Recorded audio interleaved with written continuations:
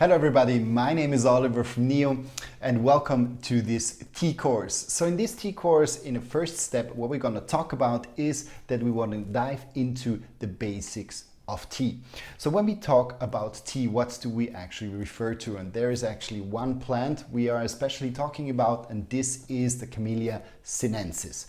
Camelia sinensis is an evergreen flowering shrub which is grown mainly in the region of China, in India or Southeast Asia, and is widespread mostly there. You can sometimes even find it in the southern part of Europe or also in South America, where tea is started or is continued or kind of people began to grow it in these areas as well. But mainly when we talk about tea, it is really that area.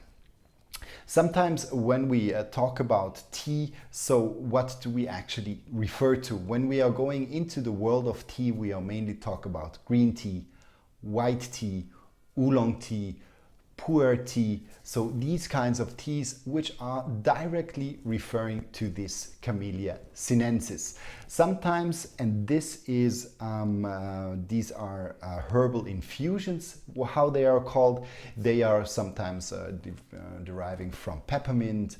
There are herbal or alpine herb mixes. There are chamomile mixes, for example, or even we talk about rooibos. But these in their essence are actually not tea, because only tea is deriving from Camelia sinensis, so only something which is deriving from this tea plant is then actually called teas. So when we talk about peppermint or chamomile, we talk mainly about infusions.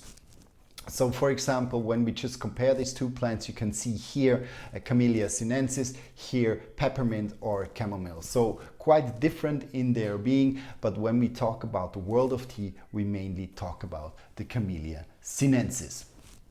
So when we go a little bit more into the details of where tea actually had its origin, so there are many kind of smaller stories about how tea got the origin, but it is nowadays more or less clear that the origin of tea is in China, and in China, especially in the Yunnan region, where people started to drink tea as a medical drink, but also it was sometimes added as a healthy ingredient to food. So when you go a little bit back in the Shang dynasty, there they added tea leaves to rice stews or to cooked rice in general, just to give it a more of a healthy touch and also a little bit of flavor.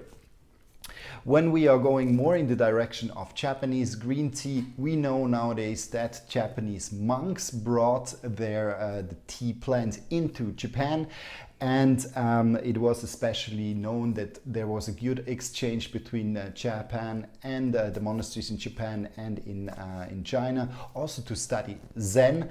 And there, in this aspect, they started to bring back green tea plants in the 8th century to Japan, and this was then the area around Kyoto and Uji where the first plantations of green tea in Japan took place.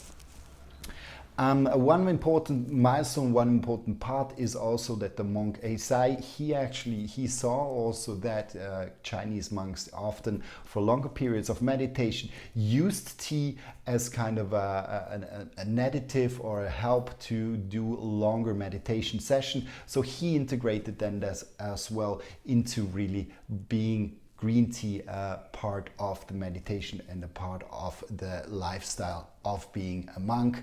So this is also how the tea ceremony over time was developed and perfected, and that's also a reason because in these monasteries the first kind of technique of doing green tea was mainly in powdered form. So this powdered form nowadays in the modern world we call this matcha, so powdered green tea, and this was also the original form of green tea in Japan. So this is how the tea in the first place developed in Japan. When we move a little bit in the direction of Europe, so how did Europe come in, or how did get Europe in touch with tea? So the first person who actually brought tea into the European kind of sphere was an Italian this time. So it was Giovanni Battista Ramusio in 1555. He then brought tea back to Europe, and he spread it there, and in around the 17th century also tea found its way in the direction of the UK, where tea nowadays is a big part. But there's a small difference, because the English, mainly due to the colonialization with India as well, they mainly imported the Assam varietal, which is quite different from the one we know from China, or from the ones we know from Japan. This one is a bigger leafed tea, so it gives a bigger yield, so it was highly economical, so also you could produce more tea. The negative part of it is that it is quite bitter, and due to the technique of letting it dry and develop into black tea, and which then smoothens and also kills a little bit the enzymes and the catechins, which are more the bitter particles, and reduces them, then the tea becomes smoother. But still there, the tea was quite harsh, quite strong. That's often why in black tea some sugar is added, some honey is added, or even how we know it in the English or the Brits like to add a little bit of milk to their tea, also to reduce a little bit the strong and a little bit more bitter flavor of the black tea, which still is with the tea, but due to the fact that it is black, it's a little bit smoother than when you use the Assam as a pure green tea. Also within the culture in around tea, and also in the UK, you have different things, so different kind of rituals which evolved. Definitely the afternoon tea, or how it is called high tea, which was mainly something which was from the lower class, from the working class developed. It was actually when the factory workers came home to eat with their families. They often were famine, so they were really, really hungry and they needed something. And as the worker families or the factory families didn't have that much money, this high tea, which was often some bakeries, and also a black tea which was involved in then the higher class also adapted this, and this was mainly kind of the afternoon tea, or the high tea, how they call it, where they mixed in different nutrients, having into, or kind of little food having during the sessions. And this was also the time when the servants were not there, so there were little bits and pieces which they ate with their tea. In the US, as the US was quite a big consumer of green tea, but the British always tried to really open up the market for their black tea, which was highly important for them.